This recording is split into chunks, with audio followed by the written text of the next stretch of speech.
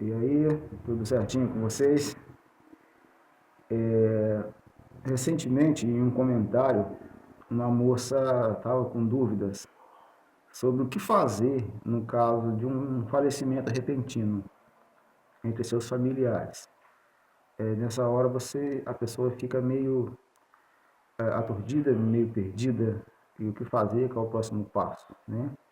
Eu não procurei ver se existem vídeos aqui no YouTube a esse respeito. Eu acredito que deva ter, porque tem vídeo sobre tudo que você imaginar, então já deva ter. Eu nem quis olhar, porque eu ia querer fazer parecido, ia ficar uma cópia, não ia ficar original, então eu preferi nem procurar. Depois que eu fizer esse, eu vou ver se tem alguma coisa parecida com isso. Mas, recentemente, há 20 dias atrás, eu estava no hospital acompanhando meu sogro, que estava doente, né? Estava numa enfermaria, eu era acompanhante dele, e depois evoluiu o quadro dele, né? Foi piorando e foi para a UTI. Eu não pude ficar mais de acompanhante, e infelizmente veio a óbito. E eu estava lá presente, no dia que eu fui visitar, foi o dia que ocorreu o óbito. Então eu acompanhei toda a tramitação lá, né, os passos que tem que ser dado, a confecção do documento que o hospital dá, que você vai procurar o cartório, depois a funerária, essas coisas todas. E também por eu estar nesse meio aí já há bastante tempo, né, trabalhando em cemitérios, eu também tenho uma noção de qual o passo dar, né, ocorreu o falecimento, que passo dar, o que fazer, ligar para alguém, esse tipo de coisa. Muita gente sabe, né? Já aconteceu alguma vez na família, algum vizinho já falou como é que tem que fazer, mas também tem uma parcela muito grande de pessoas que não sabem, né? Então eu vou tentar, não vou fazer um vídeo muito longo, vou tentar dar uma resumida, como é que tem que se proceder no caso de um falecimento de um ente querido. Então vamos lá, começar logo da maneira mais fácil. O falecimento ocorre em um hospital, né? Seria muito bom se pudéssemos escolher, né, qual o local adequado para o nosso encerramento aqui nesse mundo, mas isso aí não está longe da nossa alçada, não é assim que funciona, mas o hospital, de todos os lugares possíveis, logisticamente falando, é o melhor local. Por quê? Porque tudo é normal, tudo já é automático, tudo ocorre de forma. A tramitação é muito simples, porque já tem um laudo médico atestando a causa da morte, alguém lá vai dar as orientações, qual o passo dá, procurar o cartório, procurar uma funerária, entendeu? Então já fica muito facilitado, né? No caso do meu sogro, eu eu já tinha um convênio com a funerária, já estava conversado, porque o caso dele era grave, tudo indicava que não tinha mais volta mesmo. Então eu já tinha conversado com a funerária e as coisas estavam bem encaminhadas. Então, quando confirmou o falecimento, eu simplesmente liguei para a funerária e falei, ó, pode vir, né, buscar o corpo, porque eu já estou liberando aqui, enquanto eu libero, você já pode ir vindo. A cidade que ocorreu o falecimento fica a 2 horas, né, de carro, então enquanto eu ficava lá resolvendo a parte, preenchendo, né, o formulário obrigatório que tem que ser feito lá, a funerária já se encaminhava para lá. Então, esse papel que é confeccionado lá, é um papel amarelo, com todos os dados da pessoa que faleceu, né, nascimento, a hora da morte, causa da morte. Lá embaixo já tem a assinatura de um médico atestando que foi tudo certinho. Então fica muito fácil. Você pega aquele papel, se dirige a um cartório, lá aquele papel vai ser transformado numa certidão de óbito. Com a certidão de óbito, você pode procurar o cemitério e já tratar do próximo passo, que é o sepultamento. E a funerária também já vai pegar o corpo, está tudo liberado certinho, vai fazer a arrumação, vai entregar para a família para velar, e tudo simples, muito fácil, entendeu? Agora, para comparar, e se o falecimento ocorre no domicílio, né? No seu lar, na sua residência? Aí a coisa já muda um pouquinho de figura, porque é obrigatório que se tenha uma causa da morte. E essa causa da morte, quem atesta, é um médico, é um profissional, não é você, familiar. Mas que você saiba, ele tinha essa doença, ele faleceu, eu sei que foi disso, mas não é assim que funciona, não é você que vai dar essa palavra. Igual eu falei, tem que ser confeccionado um documento, um laudo, não é você que vai fazer, né? Aí fica uma dúvida, eu tenho certeza que meu familiar faleceu, está aqui, está inerte, está frio, está morto. Mas você não é um especialista, nós somos leigos. Então, o que você tem que fazer? Tem que chamar um socorrista, chamar um SAMU, por mais que você tenha certeza. Pode ficar tranquilo que os socorristas não vão brigar com você, tipo assim, olha, você já sabia que a pessoa estava falecida, por que você trouxe a gente aqui? Não, eles não vão falar isso. Eles vão vir e vão falar, olha, faleceu, seu parente já está falecido. É preciso que uma autoridade médica diga, não você. E pode ser, igual uma vez eu fiz um vídeo falando de uma doença chamada catalepsia, né? Que a pessoa parece estar morta, mas está viva. Vamos supor que seja o caso, né? Eu sei que isso é muito raro, aí você olha lá, está morto e não está, né? É um exemplo, pode ser entre vários, né? Aí os socorristas vão vir, vão atestar, vão falar, olha, faleceu. E vão embora. Não há o que se fazer mais. Não vão levar para lugar nenhum, dentro da ambulância. A ambulância não é para se carregar pessoas falecidas, é para se carregar pessoas que vão receber socorro. Então, essa pessoa já está falecida, vai ficar ali.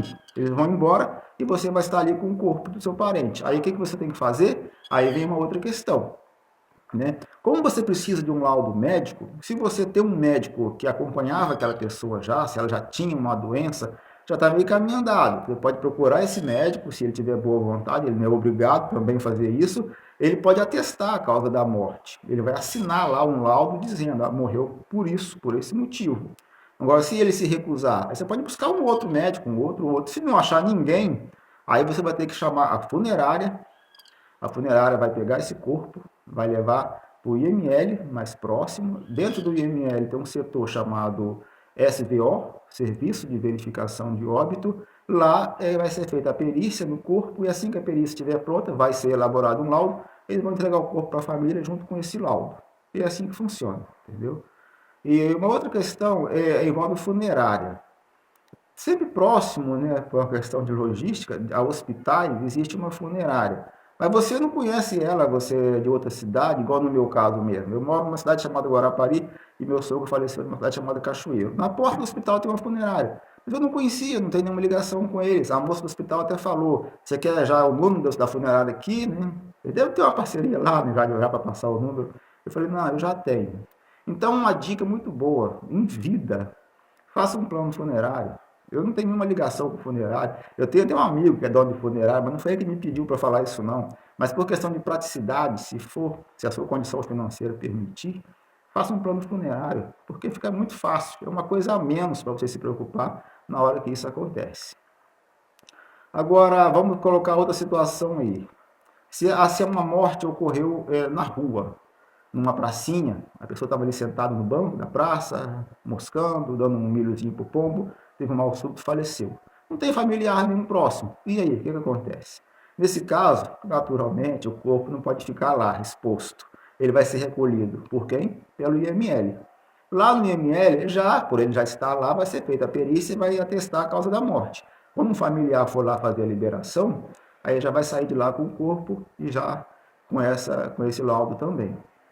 Agora, quando envolve acidentes automobilísticos, de trabalho, quando houve suicídio, quando há homicídio, não importa se é por tiro, por paulada, por facada ou no homicídio, em todas essas situações, posso colocar também afogamento, a pessoa está fazendo uma trilha na mata, escorrega numa pedra, cai, bate a cabeça, vem a óbito. Em todos esses casos é parecido. O IML vai fazer o recolhimento do corpo, vai ser feita a perícia lá por legistas, aí a família vai ter que ir lá, vai ter que se dirigir ao IML, onde o corpo está, fazer o reconhecimento, né? Fazer a liberação, assinar uma autorização liberando aquele corpo, e a partir daí entra mais uma vez a funerária para pegar esse corpo, arrumar esse corpo e liberar posteriormente para sepultamento. Então, basicamente é isso. Agora, aí você fala assim, mas por que as coisas não são práticas, não são simples? Por que toda essa burocracia? Por quê? Se um familiar faleceu em casa, você poderia ligar para a funerária, ela vir pegar o corpo, arrumar, sepultar? Não é assim que funciona. E se por acaso foi um envenenamento, né? E essa pessoa vai ser sepultada sem saber de que realmente que ela foi a causa da morte dela? E se esse envenenamento foi um outro familiar, por algum interesse ou por alguma desavença, fez isso? É por isso que tem que ter um laudo de um médico legista atestando a causa da morte, que vai estar lá no óbito, entendeu? Aí não vai ser preciso fazer exumação subjúdice para ver a causa da morte, não tem nada disso. Simplesmente está lá já a causa, tranquilo, tudo certinho, entendeu? Então é por isso que é obrigatório que um profissional da área de saúde, no caso um médico, vai atestar aí a causa da morte da pessoa. E isso é cobrado, né? O médico, por mais que ele seja assim, ele acompanhou aquele familiar, mas se ele precisar ele assinar um laudo, ele vai cobrar, né? A média de talvez uma faixa de uns 500, 400 reais que vai ser cobrado. Se ele for muito próximo da família, ele vai fazer por cortesia. Hoje em dia quase ninguém faz nada por cortesia, mas pode ser que ele faça, né? Se ele for próximo, não vai cobrar nada e vai elaborar esse laudo aí. Uma vez com esse laudo, não importa se foi o médico, se foi o IML, se foi o hospital, você vai se dirigir a um cartório mais próximo da sua cidade e lá vai ser confeccionado o certidão de óbito, com todos os dados relacionados à morte. Lá não tem data de nascimento no óbito, porque não tem nenhuma ligação com o nascimento. Lá está ligado com a morte. Não tem nenhum campo escrito lá, data de nascimento da pessoa que faleceu. Não tem. Tem a data da morte, tem a hora, tem a causa da morte, tem onde vai ser sepultado, tudo isso aí. A idade da pessoa, se era solteira, se era casada, esse tipo de coisa aí. Então, eu não estou aqui lendo nenhum teleprompter, não tenho nenhum papel na minha mão aqui. Isso aí eu estou falando tudo aqui da minha cachola. Pode ser que eu tenha esquecido alguma coisa. Aí, vocês me lembram lá nos comentários que eu vou procurar responder para vocês. Porque são questões pertinentes, importantes, né? É bom a gente saber. Está sempre bem informado, isso aí não faz mal para ninguém. E para o vídeo não se prolongar mais, eu vou encerrar por aqui. Já desejando para vocês aí um, um bom fim de semana, curtindo aí o feriado, no caso no meu estado aqui é feriado hoje, porque é dia da padroeira, né? Mas no final de semana já tem a sexta-feira, mais um. Então é isso. Aproveite a sua vida aí, viva com alegria, viva, seja generoso, procure ser feliz. Um abraço.